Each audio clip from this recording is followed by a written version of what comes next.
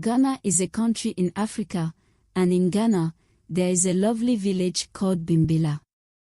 Amina was born in this village, and everyone says she is the most beautiful girl in Bimbilla. Amina's father had 2 wives, and everyone in the family loved Amina very much. When Amina was still young, her father moved to America to find a better life. He left Amina and her mother in Ghana and traveled to America with her stepmother. Before he left, Amina's father told her to always keep studying. Amina was very good at reading, and she learned many things.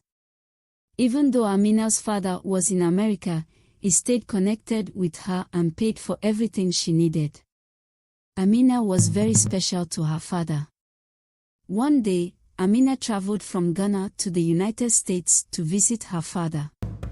She got on a plane at Kotoka International Airport in Accra, heading to New York. On the plane, a young man named Jack sat next to Amina. Jack was an American who loved to travel. He had visited many countries in Africa, Europe, and America. Amina's father had moved to the United States from Ghana more than 30 years ago. Amina was visiting him because he was very sick after a car accident. He really wanted to see Amina, but he was too ill to travel back to Ghana. As the plane flew above the clouds, a friendly stewardess gave them drinks. Jack started talking to Amina, and the 8-hour flight felt short because of their interesting conversation. Jack told Amina many stories about himself and then asked her to share her story. That's when Amina began to tell the story of her life, a story we could call a strange twist of fate. Amina grew up in a beautiful village in Ghana, surrounded by green trees and plants. Life in the village was peaceful, and Amina hoped to make her parents proud one day.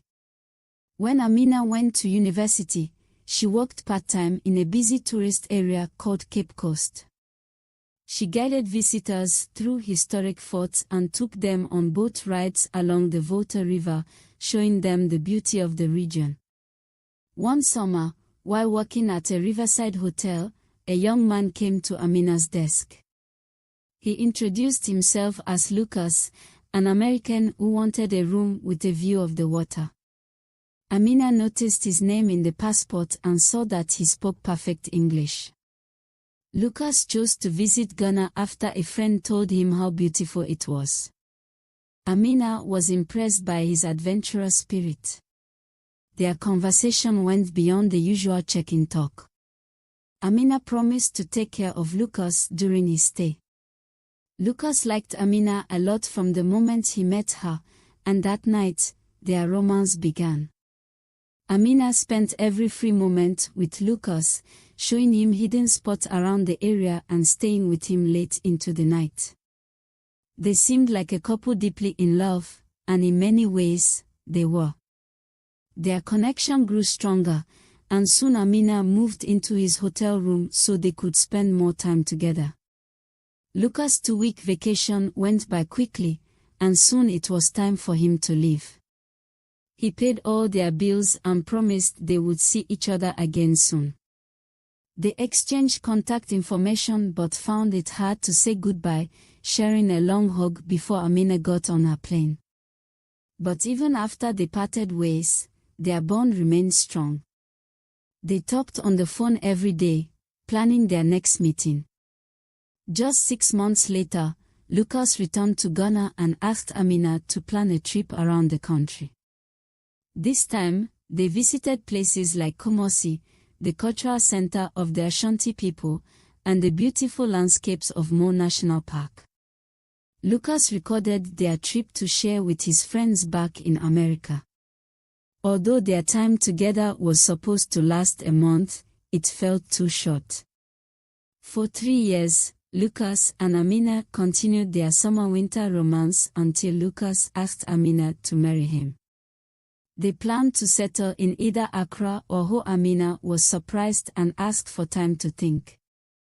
Amina had a boyfriend named Kami, and she was planning a future with him too. Lucas didn't know this, and although their relationship was strong, it wasn't built on a solid foundation. As time went on, Amina found it harder to make a decision. She liked Lucas a lot, but she was also committed to Kami. As the plane got closer to the North American coast, Amina shared the last part of her story. 3 months after their last meeting, Lucas returned to Ghana, hoping to hear Amina's decision. During dinner in Accra, Amina told him that she had a long-term boyfriend and planned to marry him.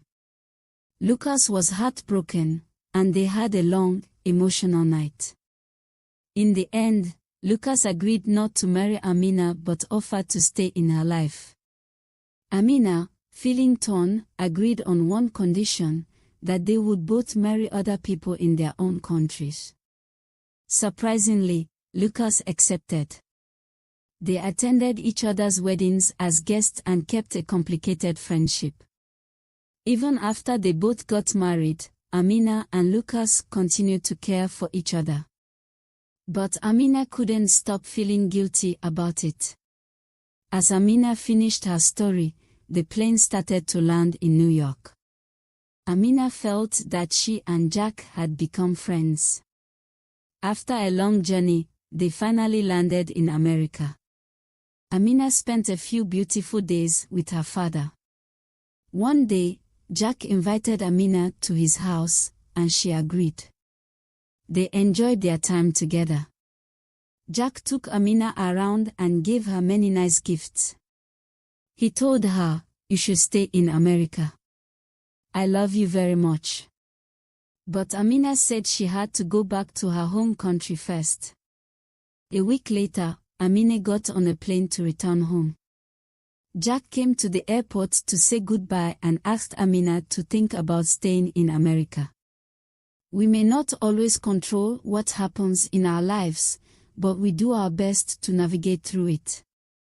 Amina's story shows how life can surprise us in unexpected ways.